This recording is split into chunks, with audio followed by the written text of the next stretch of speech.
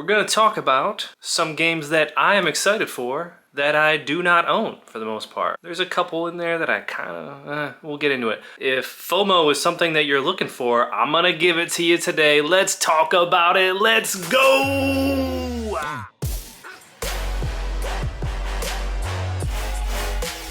It's Sacred with Sacred Art of Gaming. Thank you for joining me. And today we're going to talk about some games that I've just been itching to buy. And why haven't I bought them? Well, because they are expensive.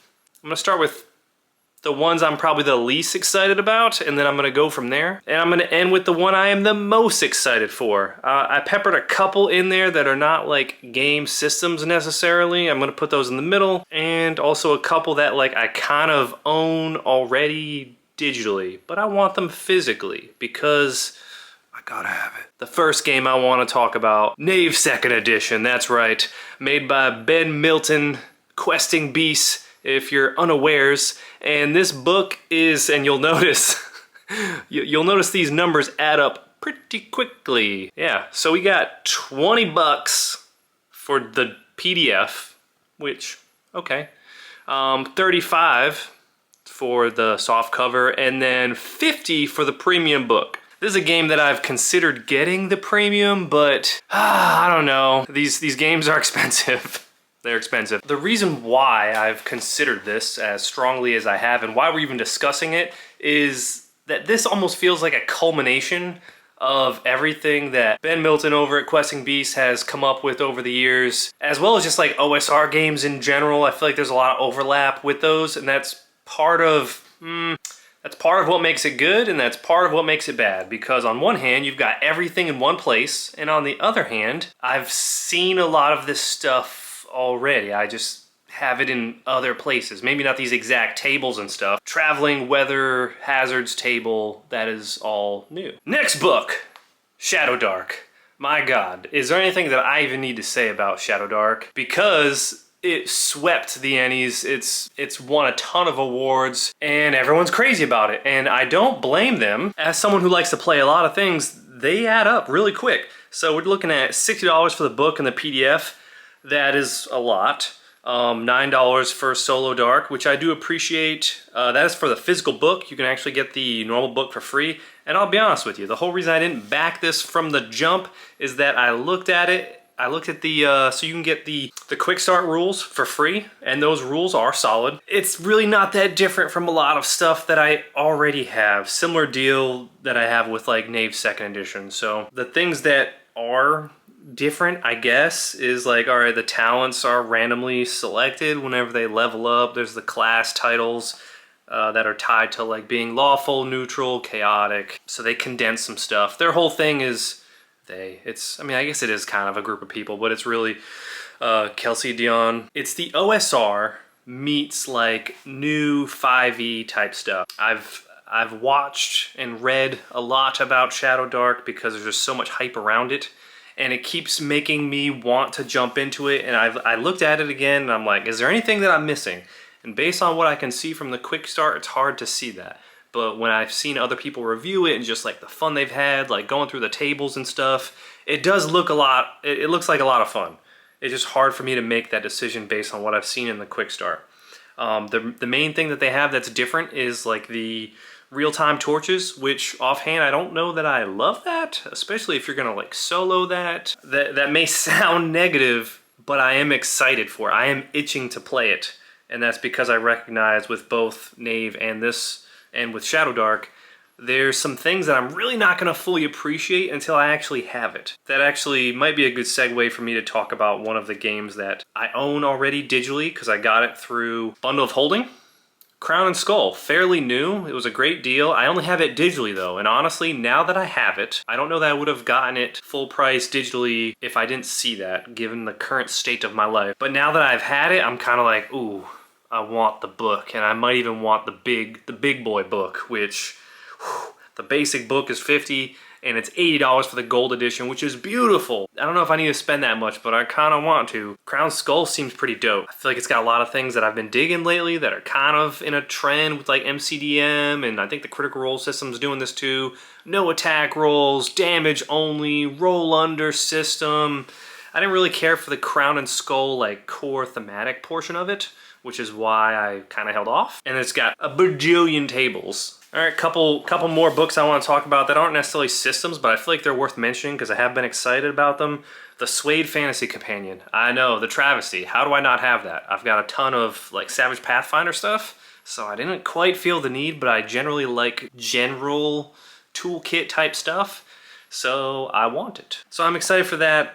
I'm also more excited for the Dragonbane Bestiary, which I do not own yet, but I would like to because it's got more beasties with more like AI to them, and I dig that. Suede Fantasy Companion's like 45 bucks, and the Dragonbane Bestiary is like 42, but I have seen it on Amazon for like 35. Moving on to the other game that I already own, but I want it physically because in a similar light to Crown and Skull, Easy D6. You're looking at $12.50 for the PDF, $22.50 for the soft cover, and $25.50 for the hard premium cover. Honestly, those are good prices. Those are very good prices, very reasonable. I don't know what the shipping is like for that, but Easy D6, super dope. I don't want to go too much into it here, and same thing with Crown and Skull because I do want to like really talk more about those in like their own video. So moving on. So this might be a little different for my channel, but Avatar Legends. If you don't know this about me, I love Avatar: The Last Airbender. I love that world. I love everything about it. I love the martial arts with the magic tied together. Oh, so good.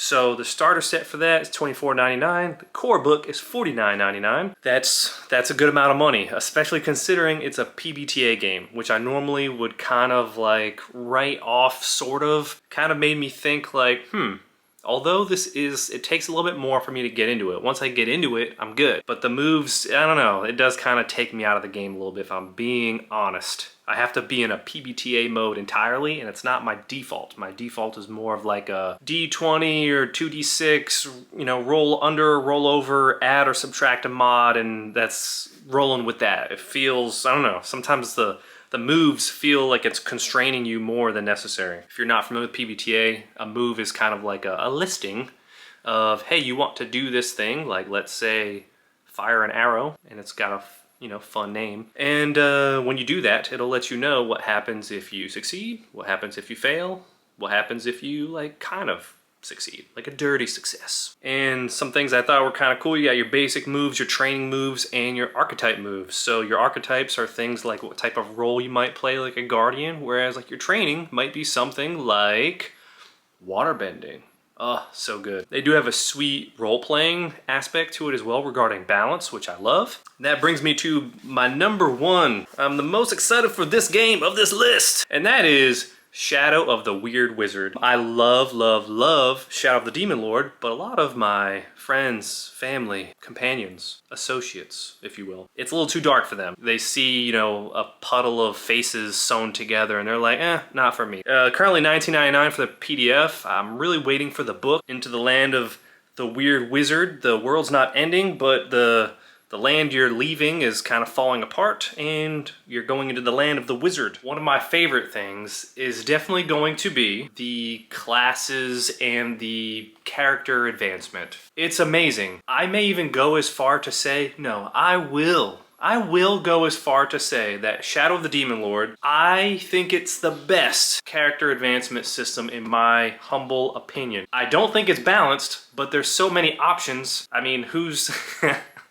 testing that? I mean, when you start getting into the master stuff, you're looking at like what, like 116 options, I want to say. Let me break that down for you though, so it actually makes sense.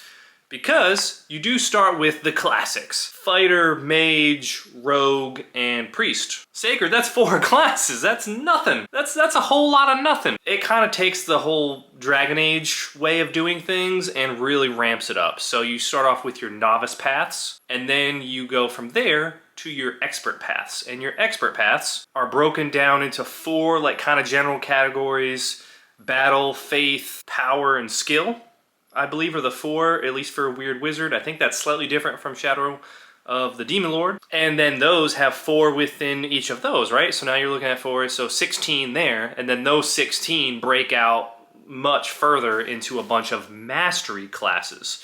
So I don't know exactly for sure on Shadow of the Weird Wizard, but For Shadow of the Demon Lord, I believe it was level 3 you get your expert class, so you're a novice for level 1 and 2, and then level 3 you get your expert, and then I want to say somewhere later you get your mastery. And it's a max of like level 10, which is honestly what I feel like it should be. It's got boons and banes, which I love. I love the way that boons and banes are implemented within that system. Instead of it kind of being like what you would know as having advantage or disadvantage, I think this is better. You essentially roll a d6 or multiple d6s, depending on how many boons or banes you have, and you add or subtract that from your total. I like it. Those are two of my favorite things. I love both of those. Which is, my love of Shadow of the Demon Lord is definitely overflowing into Shadow of the Weird Wizard. Because more people, I think, will be willing to play this because it's less dark. I also love the magic traditions that they have. So with Shadow of the Demon Lord, they had things that were a little bit more palatable than I think like 5th edition has. So some things that are slightly different with Shadow of the Weird Wizard that I'm aware of is that the whole fast turns and slow turns thing, they did away with that. The 0 level character thing, did away with that as well. Your health is not going to be as low, and then also you're not dealing with insanity like you are in Shadow of the Demon Lord. So I have mixed opinions on some of that stuff, but once I play it, I will know more, and boy, let me tell you, once I get my greedy little hands on it, I'm gonna be excited to share it with you. So that is the stuff that I've been excited to purchase that I have not purchased yet. Let me know down in the comments, what are some things that you guys are excited about? Were you excited about any of these? Maybe you weren't tracking on some of these and now you are excited about them. Feel free to let me know in the comments down below. Make your donations to the algorithm gods, if you will, by liking, commenting, or subscribing. This has been Sacred with Sacred Art of Gaming. Till next time, signing out.